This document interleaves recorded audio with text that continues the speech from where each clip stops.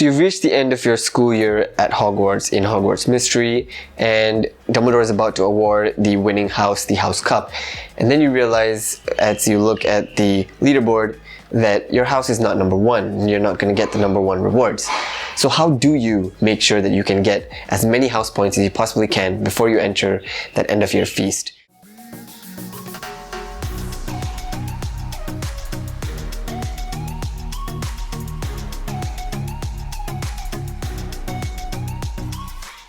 Hey everyone, my name is Tejas and this is The Scribbler. If you're watching me for the first time, I do make Hogwarts Mystery tutorials and guides for you to help you improve your gameplay experience, and in the future I'll also be covering Wizards Unite, which will be a Pokemon Go equivalent game for Harry Potter fans. So stay tuned for that, and for today, like I said in the intro, I will be covering how to earn house points in this very video. So let's go. Okay, so you can earn house points in a number of ways in Hogwarts Mysteries. The biggest portion of house points that you can get at any one point in time is by attending quests and just simply attending the storyline quests that you will be doing along the way. So sometimes you will be given choices to choose between a couple of different options, and in those cases, some options will give you more house points than the other. Although it does not affect your gameplay, the choices don't affect your gameplay as much, and it doesn't affect the storyline.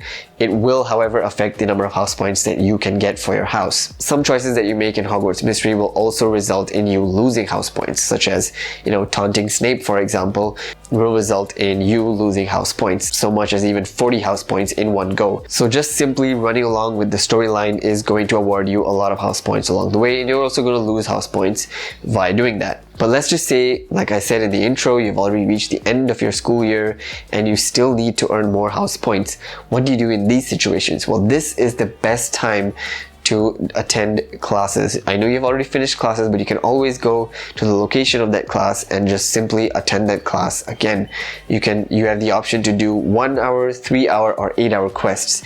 Now, from all the research that I've done, from all the simulations that I've run, it seems like 8 hour quests are definitely going to still be the best way to not only earn house points but also get other rewards as well.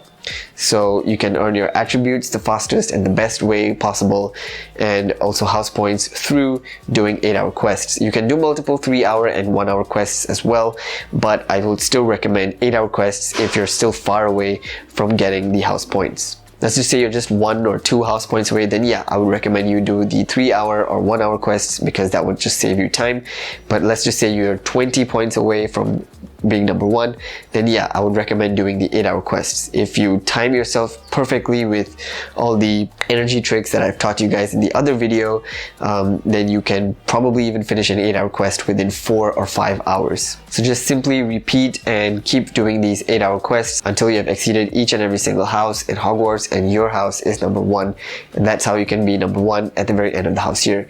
And that is when I recommend you go inside the Hogwarts feast, because if you enter the feast before you're number one, you're not going to get the rewards for being number one, and your story is going to progress on to year 2 or year 3, so on and so forth.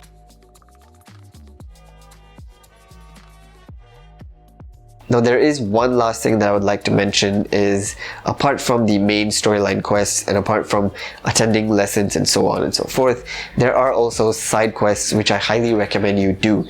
Now, here's a minor spoiler. If you don't want to watch this part, don't watch it, but essentially what I'm going to say is you have to do the side quests in order to get more house points.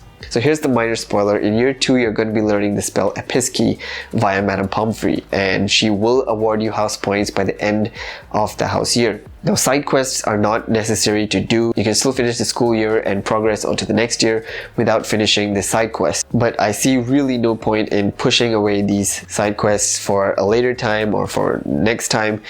The year that you get it in, just try to finish it within that year. So if you get that side quest in year 2, finish it before the end of year 2 so that you get as many house points as possible. So yeah guys, that's pretty much it, how you can earn house points just by attending quests, choosing the right options. Just try to choose an option which, basically, is a good option and will appease to the professors that you're talking to in order to get more house points. And of course, attend lessons as much as possible and do the side quests, as many as you can, whatever comes along your way, so that you can get as many house points as possible. So that's it from me for today, guys. Thank you so much for watching. If you enjoyed today's video, make sure to give it a thumbs up. Subscribe to my channel if you haven't already. I am going to be making more guides and tutorials such as this one in the future, and I'll see you guys in the next video.